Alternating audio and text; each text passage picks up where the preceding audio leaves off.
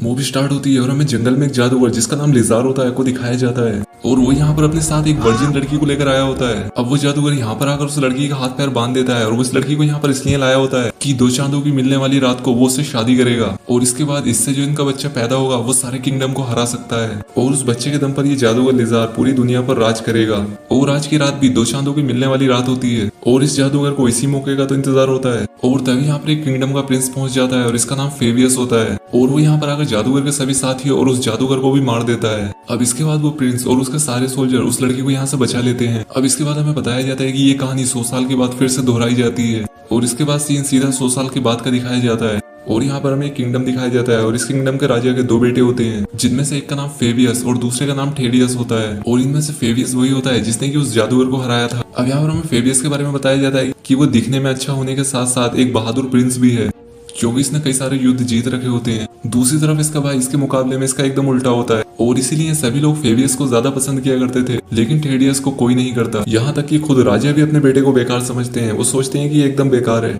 अब इसके बाद हमें एक दिन दिखाया जाता है कि फेवियस एक वॉर को जीतकर अपने घर वापस आता है। अब यहाँ पर फेवियस उसी जादूगर लिजार को हराकर वापस आ रहा होता है और साथ ही वो जादूगर के एक साथी का सर भी काट कर अपने साथ सबूत के तौर पर ले आता है। अब इसके बाद फेवियस वो कटा हुआ सर अपने सभी साथियों को दिखाता है क्योंकि लिजार इनका बहुत पुराना दुश्मन भी होता है और वो हमेशा इनके किंगडम को नुकसान पहुंचाने के बारे में ही सोचा करता था। अब फेवियस की बहादुरी देखकर सभी लोग उसकी बहुत ज्यादा तारीफ करते हैं। दूसरी तरफ टेडियस को जो किंग ने काम दिया था वो उस काम में कामयाब नहीं हो पाता और इसी वजह से टेडियस काफी ज्यादा दुखी होता है। अब इसके बाद फेवियस यहाँ पर मौजूद लोगों को स्पीच देने लगता है। अब ये सब देखकर टेडियस को अपने बारे में थोड़ा बुरा फील होता है। अब यहाँ पर फेवियस उस लड़की को भी अपने साथ लाया होता है जिसने कि उसे उस जादूगर से बचाया होता है और वो लड़की बहुत ज्यादा खूबसूरत होती है। यहाँ पर फेवियस उस लड़की को अपने फादर यानी कि किंग से मिलवाता है और यहाँ पर फेवियस उस लड़की की बातों से काफी खुश होता है और उसे पसंद करने लगता है और इसीलिए उस लड़की को शादी के लिए प्रपोज कर देता है। अब इसके बाद जब ये लोग यहाँ पर खाना खा रहे होते हैं तो फेवियस टेडियस की भी तारीफ करता है। वो यहाँ पर उससे कहता है कि तुम जो भी अपनी जिंदगी में करना चाहते हो वो कर सकते हो और तुम्हारे अंदर भी वो सभी बातें हैं जो कि मेरे अंदर हैं। लेकिन अगले दिन फेवियस का एक खास आदमी कहता है कि टेडियस एकदम बेकार आदमी है और वो राजा बनने के लायक ही नहीं है।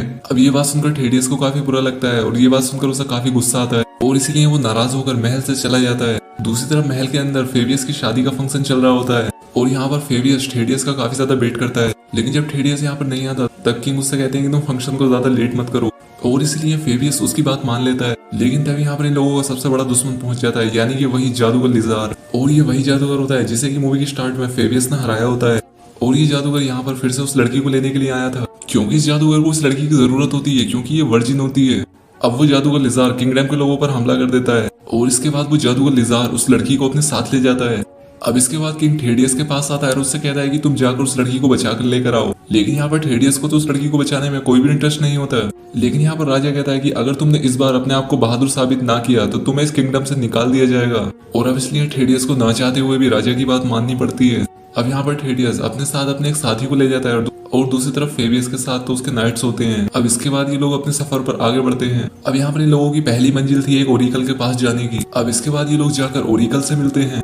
अब यहाँ पर ओरिकल इन्हें वही भविष्यवाणी बताता है। वो यहाँ पर उससे बताता है कि अगर वो जादूगर 2 चांदों की मिलने वाली रात को उस लड़की से शादी करेगा तो वो बड़ी ही आसानी से तुम्हारे किंगडम पर अपना कब्जा कर सकता है। अब इस पर फेवियस उससे पूछता है कि तो इसके लिए हमें क्या करना चाहिए। अब यहाँ पर वो ओरिकल इन्हें एक मैजिकल ब्लेड के बारे में बताता है जो कि एक यूनिकॉर्न के सींग से बना होता है और उसकी हेल्प से वो लिजार को बड़ी ही आसानी से हरा सकते हैं। लेकिन उस ब्लेड को ढूंढना इतना भी आसान नहीं है क्योंकि उस ब्लेड को एक बहुत ही खतरनाक जगह पर छिपाया गया है और इसलिए उन लोगों को अपना काफी ध्यान रखकर और काफी संभल कर वहां पर जाना होगा। साथ ही वो ओरिकल यहाँ पर इन्हें एक मैजिकल कंपास भी देता है जो कि उन्हें उस जगह तक पहुंचाने का रास्ता बताएगा। अब इसके बाद ये सभी लोग वहां से निकलकर आगे बढ़ने लगते हैं।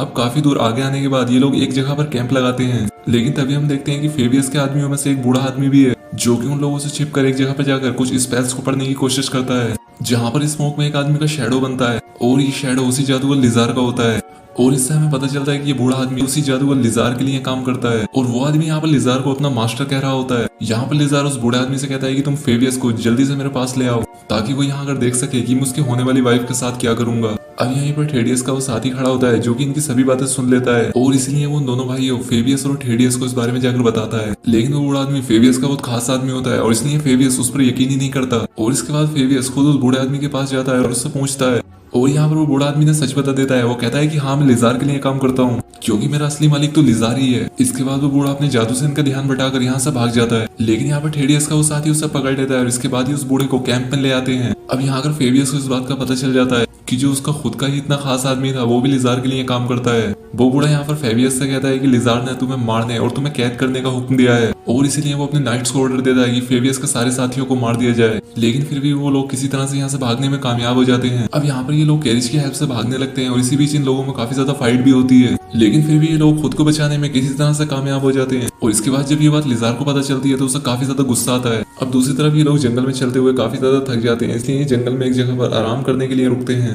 और यहाँ पर फेबियस का पालतू कोआ उसके पास आता है और यहाँ पर फेबियस उस क्रो के थ्रू अपने फादर को एक मैसेज भेजता है। वो कहता है कि तुम उन्हें जाकर बताओ कि हमारे ही साथियों ने हमें धोखा दिया है और इसलिए किंग हमारी हेल्प करने के लिए अपनी आर्मी को भेजे जिससे कि हम लोग लिजार से फाइट कर सकें और उसे हरा सकें।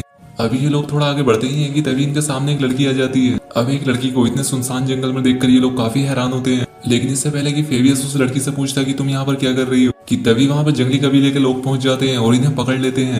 अब इस कबीले का जो सरदार होता है वो काफी ज्यादा क्रूर होता है और इसलिए वो इन लोगों को पकड़वा कर एक खतरनाक से जानवर के सामने डलवा देता है और ये 5 सरों वाला जानवर काफी ज्यादा खौफनाक होता है। अब ये जानवर इन पर हमला करता है और फेबियस को काट लेता है और इसका जहर इन लोगों को चूस कर निकालना पड़ता है। और तभी यहाँ पर एक फीमेल वॉरियर की एंट्री होती है जो कि बड़ी ही बहादुरी से उस जानवर का सामना करते हुए उसे मार डालती है और इस वॉरियर का नाम इजाबेल होता है। अब क्योंकि इजाबेल के फादर को इस जंगली कबीले के लोगों ने मार दिया था और इसीलिए इजाबेल यहाँ पर अपनी फादर की मौत का बदला लेने के लिए आई थी और इसके बाद वो इस कबीले के सरदार को भी मार डालती है और इस तरह से इन लोगों की जान भी बच जाती है। अब इसके बाद ये लोग अपने आगे के सफर पर आगे बढ़ने लगते हैं। अब यहाँ पर इन लोगों को पता चलता है कि इजाबेल को उस मैजिकल ब्लेड तक पहुंचने का रास्ता पता है जिसके बारे में ओरेकल ने इन्हें बताया होता है और अब इजाबेल भी इनकी हेल्प करने के लिए तैयार हो जाती है।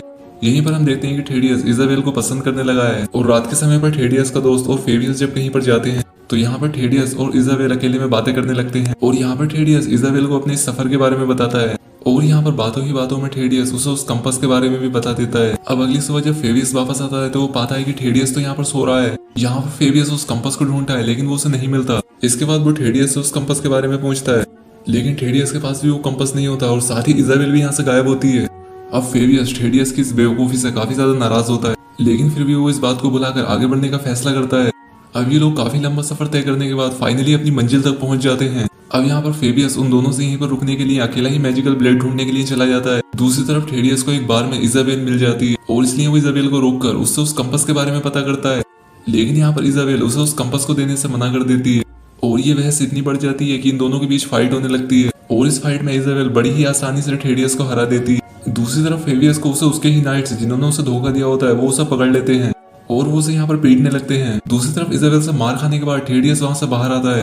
तभी यहाँ पर थेडियस का दोस्त उसे वो कंपास दिखाते हुए कहता है कि फाइट के दौरान मैंने इजाबेल से वो कंपास चुरा लिया था। अभी इस बात से ये दोनों लोग खुश हो ही रहे होते हैं कि तभी ये देखते हैं कि वो नाइट्स फेबियस को अपने साथ ले जा रहे थे। अब यहाँ पर ये लोग सोचने लगते हैं कि आखिर अब इन्हें क्या करना चाहिए। अब अगले दिन जैसे ही सुबह होती है ये लोग आगे बढ़ने लगते हैं, लेकिन तभी रास्ते में इनके सामने इजाबेल आ जाती है और उन्हें तलवार दिखाते हुए उनसे वो कंपास वापस मांगती है। तभी यहाँ पर थेडियस उसे अपने भाई फेबियस के बारे में बताता है। वो कहता है कि उसे नाइट्स उठाकर ले गए हैं और इसके बाद इजाबेल भी इनकी हेल्प करने के लिए तैयार हो जाती है। अब इसके बाद वो इन दोनों को अपने साथ एक केव में ले जाती है और यहाँ पर कंपास की हेल्प से ये लोग अंदर चले जाते हैं और यहाँ पर इनका सामना एक बहुत ही खतरनाक क्रीचर से होता है और वो यहाँ पर इनके पीछे भागने लगता है। उससे बचने की कोशिश में ही तीनों अलग अलग हो जाते हैं। अब यहाँ पर थेडियस भागते भागते उस जगह पर पहुंच जाता है जहाँ पर वो मैजिकल ब्लेड थी और इसके बाद थेडियस उस मैजिकल ब्लेड को बाहर निकाल लेता है जो कि यूनिकॉर्न के सींग से बनी हुई थी। लेकिन तभी उस ब्लेड की प्रोटेक्टर जाग जाती है जिसकी बहुत सारी आंखें होती। वो यहाँ पर उससे कहती है कि इस तलवार को सिर्फ सच्चा योद्धा ही यहाँ से ले जा सकता है। लेकिन यहाँ पर थेडियस खुद को एक महान योद्धा नहीं समझता था और ये बात वो ब्लेड प्रोटेक्टर भी समझ जाती है और इसीलिए वो उसे आजमाने के लिए उसे घर वापस जाने का लालच देती है। वो उससे कहती है कि अगर तुम्हारा भाई मर गया तो तुम ही अगले राजा बन जाओगे और इसीलिए वो ये सब छोड़कर वापस अपने घर चला जाए।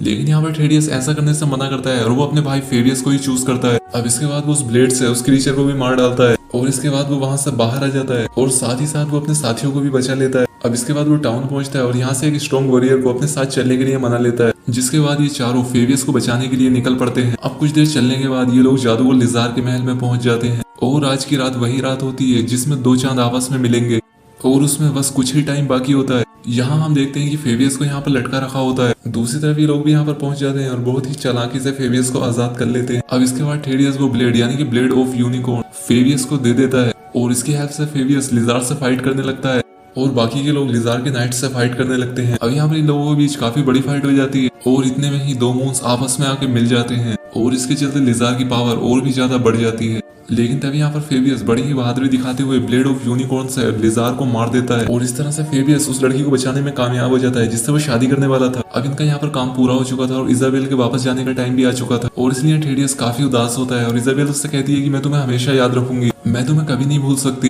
अब इसके बाद ये दोनों भाई फेबियस और थेडियस अपने किंगडम में वापस आ जाते हैं और पूरे का पूरा किंगडम इनके जीतने पर जश्न मना रहा होता है। अब किंग भी थेडियस की बहादुरी पर काफी ज्यादा खुश होते हैं कि उसने खुद को प्रूफ करके दिखा दिया कि वो भी एक बहादुर योद्धा है और अब इससे थेडियस भी काफी ज्यादा खुश होता है। अब इसके बाद फेबियस और थेडियस की शादी करा दी जाती है। अब इसके कुछ दिन बाद जब थेडियस अपने रूम में होता है तभी से वहां पर किसी के होने का एहसास होता है जो कि कोई और नहीं बल्कि इजाबेल होती है। वो उससे कहती है कि मैं हमेशा तुम्हारे बारे में सोचती रही और मैं तुम्हें आज तक भुला ही नहीं पाई। अब थेडियस भी उसे यहाँ पर देखकर काफी ज्यादा खुश होता है।